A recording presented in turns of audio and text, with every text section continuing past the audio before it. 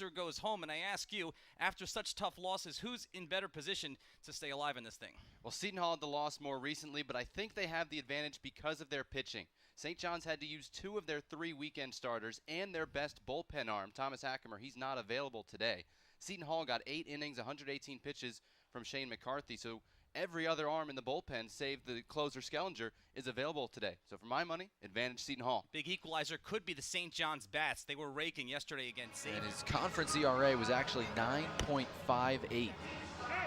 This guy who began the year as a candidate to start on the weekend. He started at times on the weekend last year and was effective much of the year closing. But again, those hiccups recently will give Creighton some confidence heading into their last ups. And they're going to put Lopez on with the intentional walk. But hold on, let's watch this. I was telling a story last night to a Creighton coach. When we had the meetings at batting practice, I was talking about a regional with a player we both knew who threw a wild pitch on an intentional walk. Would you be surprised the way this day has gone? And there it is. And there it is. It gets away. Here comes Woodrow, and that's the ball game. Unbelievable. I was telling Rich Wallace, the Creighton assistant, about Zane Carlson, a Baylor pitcher who Rich played with on Cape Cod, threw a wild pitch in a regional against Rice back in 2001 on a wild pitch. Never thought I would see the same thing happen tonight. And he did it on the second pitch. It didn't even give you time to get the whole story out before it happened. You could tell he was shaky. You could tell the first one was not where he wanted it to go. If there's a close situation, Garrett could do 1 inning.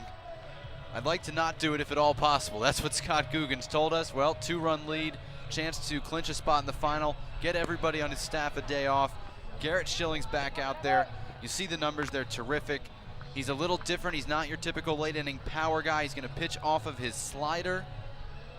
St. John's didn't feel like they handled it well yesterday. We'll see what Creighton can do against it, if they have any more late inning magic in them. Is in the on deck circle to pinch hit for him. Breaking ball freezes Connolly. It's 1-2.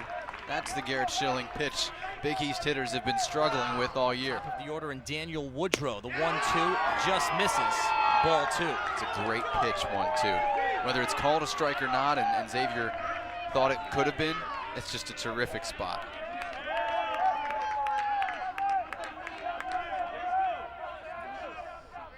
Schilling works from the windup, the 2-2. He goes after it in the dirt. Tagged out, strike 3. This is a filthy slider. Comes out starting toward that same spot. He just threw a fastball and it's going down. Connolly doesn't recognize it. And when your swing's that awkward, it's rarely going to be successful. So this is going to be a fastball. You have to think if you're Shaw. Obviously Xavier could switch it up, but we haven't seen Lowther command the curve yet. He doesn't want to load the bases. If you're Josh Shaw, I think you're barreling up a fastball here. Troy Dixon, the catcher on deck. A line drive into right field. That's a base hit. It's going to get into the corner. Just in case. Michael Amodi leads off. Jernigan dives, gets to his feet, fires. Got him by a couple of steps. What a weekend Andre Jernigan is having at short. Whoa! That is big league. Andre Jernigan lays out into the hole. Sharply hit grounder from Modi, but I mean, this is way to his right. Lays out on the grass, fires. That's next level. Well, there's your big swing you were talking about. That's why you throw him a curveball, because if you throw him anything else, down and in, you can see the control really slipped because the target was set away. That one slipped from Torres inside, and Andre Jernigan, a no-doubter to start the weekend off right. And Creighton back in this ball game now at 5-3. Perfect time to break your duck for the weekend. Absolutely ropes the curveball, and he was thinking 3 all the way. I thought it was a risk. There was a chance he would get tagged out before the second run scored. Instead, the throw hit him, and had it not stunned him in his tracks a bit, he might have scored on the play. The full count pitch. Got him on the outside corner.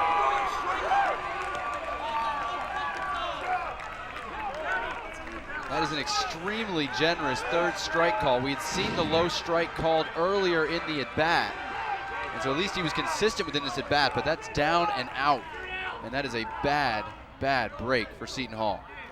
That is the lineup that will go up against the left-hander for Xavier, Zach Lowther. Yeah, he's their workhorse. They expect him to go deep into games. Very good at setting the tone for Xavier this year. One of his Friday losses, however, was against St. John's. It actually came in a Saturday game after a rainout. And he's going to run the fastball in there. It's a heavy fastball, upper 80s, and a big 12-6 curveball. That'll kind of be the out pitch for Zach Lowther. Ryan McAuliffe.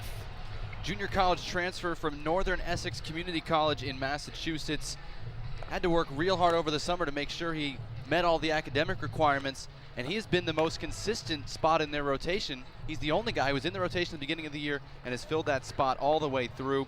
He's done well for them, but he doesn't tend to go deep into games. Only averages 5 1/3 innings per start.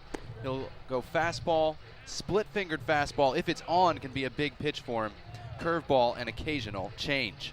But he's not going to be overpowering. He has to stay down in the zone. If the ball is up, you're going to see a lot of extra base hits.